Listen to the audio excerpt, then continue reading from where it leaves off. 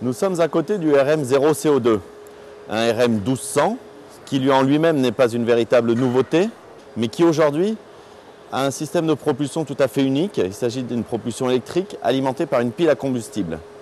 Alors la pile à combustible, on connaît ça déjà dans le domaine du nautisme, mais là il s'agit vraiment d'un prototype d'un nouveau genre, développé par le CEA, qui cherche à valider ce mode de propulsion. Nous allons rencontrer Didier Bouix, le concepteur de ce projet, pour qu'il nous explique comment ça fonctionne. Donc une pile à combustible est un convertisseur d'énergie. Le vecteur énergétique est l'hydrogène. L'hydrogène, dans notre cas, est stocké dans des réservoirs, des conteneurs, à haute pression. Nous serons à 350 bars.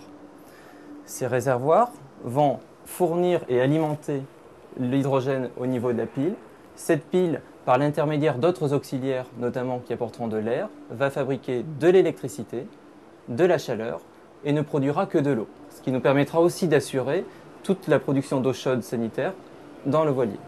Donc cette pile a été élaborée en partenariat avec PSA au CEA Grenoble il y a 5 ans.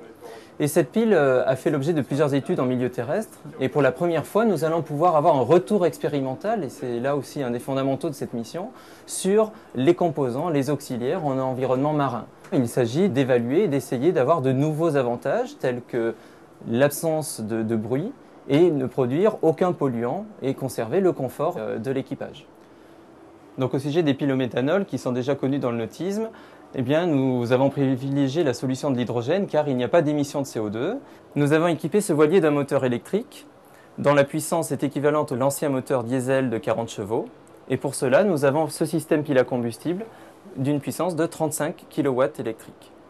Nous aurons un troisième réservoir, ce qui nous permettra d'avoir une autonomie visée sur 5 jours. On est bien sur un cas d'un moteur auxiliaire sur un voilier et ce moteur va être utilisé en moyenne entre 30 minutes et 1 heure par jour.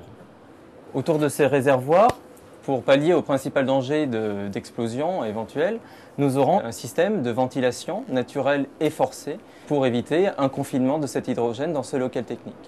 Nous avons sollicité l'intervention du bureau Veritas qui va nous aider à consolider cette installation et à la certifier pour la navigation.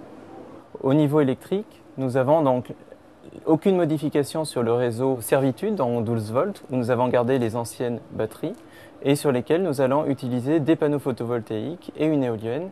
Notre pile à combustible, la voici, nous la retrouvons sur ces deux réseaux, d'une part pour accompagner, venir suppléer éventuellement aux défaillances des panneaux photovoltaïques ou de l'éolienne, mais également et principalement sur le réseau 400 volts qui est dédié à la propulsion. Et finalement, nous aurons donc un programme de navigation à partir du mois d'avril, après les essais que l'on fera à Marseille, où le skipper Pierre Kamen va parcourir tout le tour de la Méditerranée pour faire l'évaluation globale des performances du système.